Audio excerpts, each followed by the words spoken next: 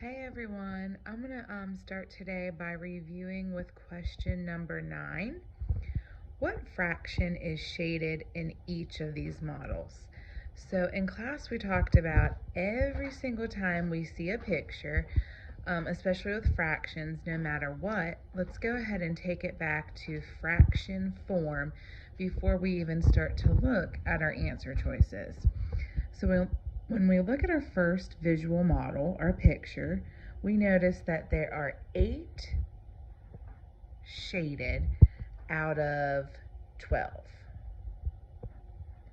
So 8/12 represents that first visual model. When looking at our second picture, we notice that 4 out of the 6 pieces are shaded. So we have 8/12 and 4/6. And they want to know what fraction is shaded in each of these models. Well, when looking at our answer choices, we don't see 8/12 or 4/6 as an answer choice. So now we have to think about equivalent fractions and how we can compare these fractions to other fractions. So we know that 8/12 is more than a half.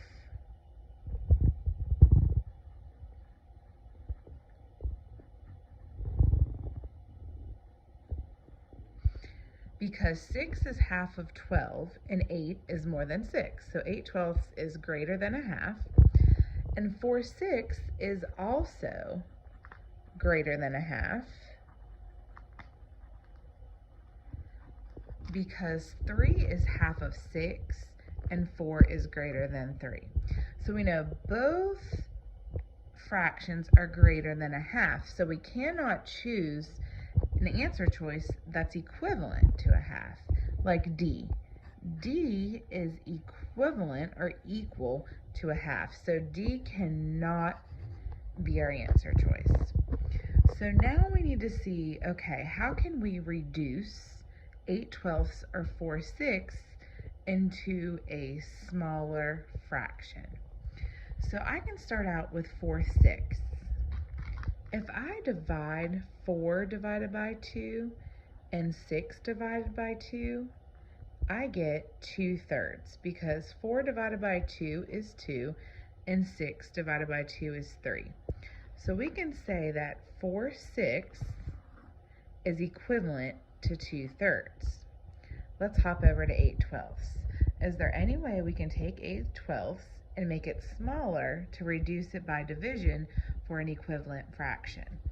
Well, I know 8 and 12 are multiples of 2, so I could divide by 2 if I wanted to again. However, I also know that they are both multiples of 8. So multiples of 4. They are both multiples of 4, so I can actually divide by 4 this time instead of 2. And 8 divided by 4 equals 2, and 12 divided by 4 equals 3. So we notice here that 8/12 is also equivalent to 2/3. So A, 2/3 is going to be our answer choice.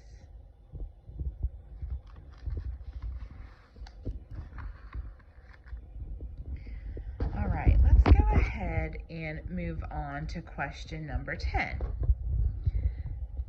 A group of friends were each completing a project the same size.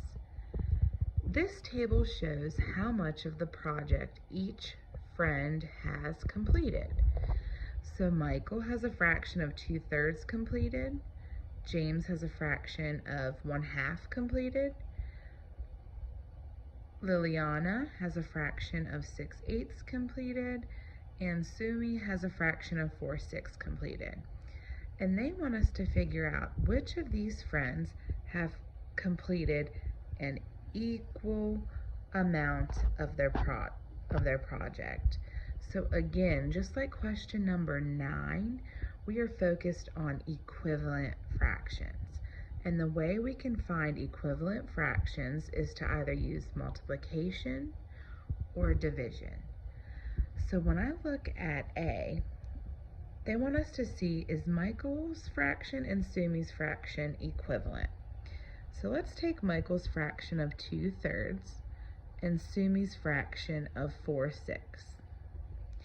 Okay, I can think to myself, is there any way I can start out at 2/3 and multiply it times something to get 4/6, which is a bigger fraction? Well, yes, I can do 2 times 2, which gives me 4. And remember, whatever we multiply the top numerator by, we also have to multiply the bottom denominator by. And 3 times 2 does give me 6. So once again, 2/3 and 4/6 are equivalent, just like we saw in problem number 9. So yes, A is my answer choice, but I want to go ahead and show you why a couple of the other answers are incorrect. So let's look at B, James and Sumi. So James is 1/2 and Sumi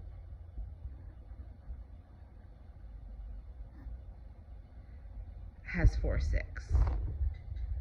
Okay, so using our benchmark fractions such as 1/2, I know that 1/2 of 6 is 3, not 4. 4 is actually greater than 1/2. So there's no way that we can say that 4/6 is equal to 1/2. 1/2 is actually equivalent to 3/6. So that is why B could not be our answer choice. Okay? I will come back in a little bit to go ahead and continue to review some more of the answers. Bye, guys.